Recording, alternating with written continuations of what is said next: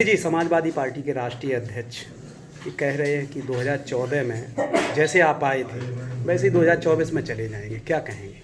देखो, देश इस महान देश की महान जनता, सबसे मजबूत दुनिया का सबसे बड़ा लोकतंत्र जिसमें मैच्योर्ड पब्लिक है, नीतियों के रीतियों के कार्यक्रमों के आधार पर अपना निर्णय सुनाती है। और 5 साल बाद चाहे लोकसभा के लिए निर्णय सुनाती है, विधानसभा के लिए या विभिन्न, चाहे पंचायत के चुनाव हों, नगर निकाय के चुनाव हों, अन्य चुनाव हों, और बड़ा परिपक्व जनता है।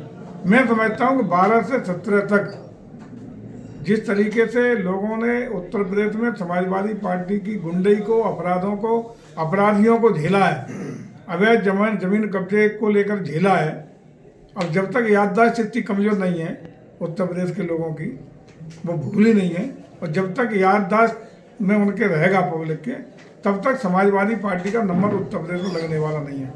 और समाजवादी पार्टी क्षेत्रीय दल है, उत्तर प्रदेश तक ही उसका अपना दायरा है। तो जो भी है, तो आगे की बातें तो बहुत व्यापक स्वरूप चाहिए तब होगा, लेकिन उत्तर प्रदेश में फिलहाल कोई रिक्तता समाजवादी पार्टी के लिए जनता देने वाली नहीं है। तमाम जम्मू कश्मीर में घटनाएं हुई हैं, हमारे सेना के जवान मारे जा रहे हैं, ऐसा आरोप है कि अनुच्छेद में भी परिवर्तन कर दिया, लेकिन आतंक पे आपने काबू नहीं पाया है और जवानों की रणनीति बीजेपी की सही नहीं रही, जिसके कारण ये घटनाएं बढ़ी हैं। देखिए, निश्चित रूप से 370 अभी का मुद्दा नहीं था। आज़ादी मिलने के बाद, संविधान लागू होने के बाद पूरा देश चाहता था एक देश, एक संविधान, एक कानून। पूरे देश की मांग थी, पूरा देश चाहता था, और जम्मू कश्मीर भारत का अभिन्न अंग है।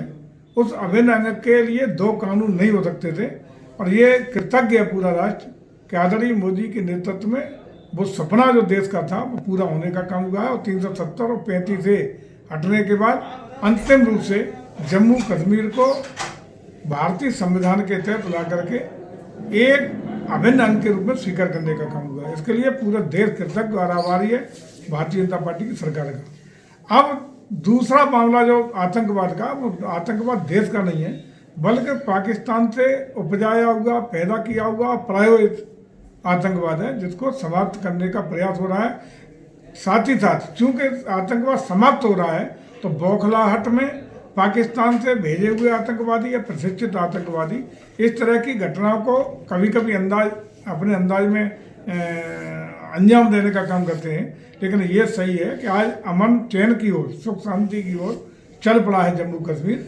आप जाके देखिए, पर्यटकों की संख्या की बात हो, लोगों के लिए विकास की योजनाओं की बात हो, जम्मू कश्मीर में लोक कल्याणकारी योजनाओं की बात हो, आज जम्मू कश्मीर बदल रहा है। लोगों के न सिर्फ हिंदुस्तान के बल्कि विदेश की धरती के तमाम लोग, सैलानी जो कभी दर्शन करने पाकिस्तान जा नहीं सकते थे, आज उसी जम्मू कश्मीर की धरती पर सैलानी आ रहे हैं। G20 के सम्मेलन हो रहे हैं, विदेश के राजनयिक वहाँ जा रहे हैं। आज विदेश ने एकमुश्त होकर के जम्मू कश्मीर को अभिन्न अंग के रूप में, भारत के अभिन्न अंग के रूप में स्वीकारता देने का काम किया। ये बहुत बड़ी उपलब्धि देश के लिए है। ऐसा भी आरोप है महंगाई पे आप बात नहीं करते, स्वास्थ्य व्यवस्थाएं चरमरा चुकी हैं। महंगाई हो, स्वास्थ्य व्यवस्था हो, लोक कल्याणकारी योजना हो, विकास की योजना हो, प्रदेश और देश बहुत ऊंचाइयां ले चुका है। आज हम 10वीं विश्व की अर्थव्यवस्था से आगे जाकर के आज 5वीं विश्व की सबसे बड़ी अर्थव्यवस्था के रूप में है, ग्लोबल लीडर के रूप में उभर के आए हैं। आज भारत की बात पूरा दुनिया सुनने की स्थिति में है।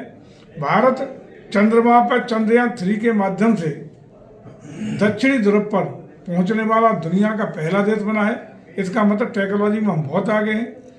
स्वदेशी तकनीक के आधार पर हम डिफेंस सेक्टर में अपने अत्याधुनिक हथियारों को बना करके बहुत बड़ा जो इंपोर्ट करते थे उस पर नियंत्रण करके अपनी स्वदेशी तकनीक के आधार पर आत्मनिर्भर होने की स्थिति में है।